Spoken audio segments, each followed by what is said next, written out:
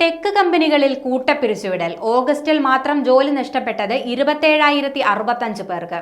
നമസ്കാരം, കൊട്ടാരക്കര മീഡിയയിലേക്ക് സ്വാഗതം. ലോകത്താകമാനമുള്ള ടെക് കമ്പനികൾ കൂട്ടപ്പിരിച്ചുവിടൽ നടപടികളുമായി മുന്നോട്ടു പോകുമ്പോൾ ഓഗസ്റ്റിൽ മാത്രം ജോലി നഷ്ടപ്പെട്ടത് 27,065 പേർക്കാണെന്ന് കണക്കുകൾ. പിരിച്ചുവിടൽ നടപടികൾ നിരീക്ഷിക്കുന്ന ലേ ഓഫ്സ് എന്ന വെബ്സൈറ്റാണ് കണക്കുകൾ പുറത്തുവിട്ടത്.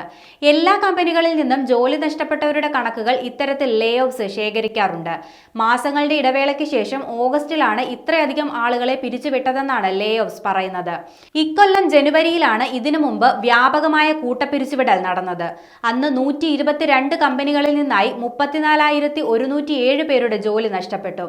ശേഷം ജൂലൈയിൽ അത് 9,000 എന്ന കണക്കിലേക്ക് കുറഞ്ഞെങ്കിലും ഓഗസ്റ്റ് ആകുമ്പോഴേക്കും വീണ്ടും കൂടുകയായിരുന്നു. ഇന്റൽ, സിസ്കോ തുടങ്ങിയ ടെക് ഭീമന്മാരുടെ കൂട്ടപ്പിരിച്ചുവിടലാണ് സംഖ്യ ഇത്രയേറെ ഉയരാൻ കാരണമായത്. ഓഗസ്റ്റ് മാസം മാത്രം ഇന്റൽ 15,000 തൊഴിലാളികളെയും സിസ്കോ 5,900 തൊഴിലാളികളെയും പിരിച്ചുവിട്ടിരുന്നു.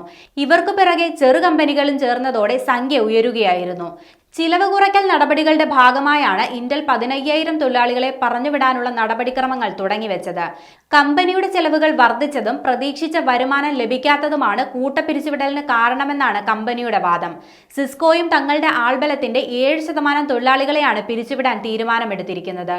ഇവരുടെ ചുവട് പിടിച്ച് നിരവധി ടെക് കമ്പനികളും പിരിച്ചുവിടലുമായി രംഗത്തുണ്ട്.